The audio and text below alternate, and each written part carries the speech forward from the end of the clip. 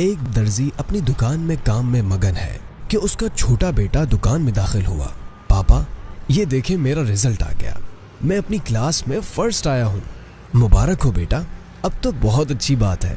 पापा, आपने वादा किया था कि अगर मैं फर्स्ट आऊंगा तो आप मुझे जिंदगी गुजारने का एक बेहतरीन लेसन सिखाएंगे, तो अब आप मुझे वो लेसन सिखाइए। जी बेटा, मुझे याद है, मैं ज़रा काम से फारिग हो जाऊं, फिर आपको अर्ज़ करता हूं। ज़रा ये कैंची उठा के दीजिएगा।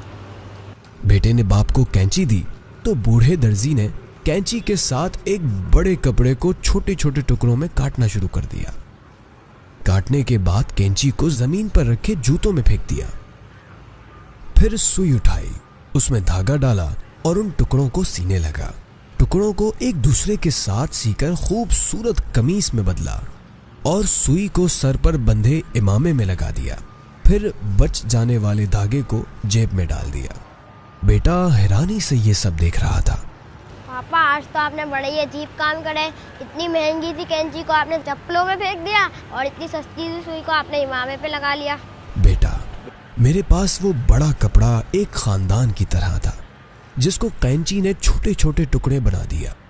तो कैंची उस शख्स की मिसाल है जो आपस में मजबूत रिश्तों में दरारें डालकर उन्हें अलग करने पर मजबूर कर देता है। और सुई की मिसाल उस शख्स की है जो रिश्तों को दोबारा एक दूसरे के साथ जोड़ता है। और धागा, इसकी मिसाल एक मददगार की तरह है। जब तक ये सुई में ना होगा, ये इसे सी ही ना सकेगी।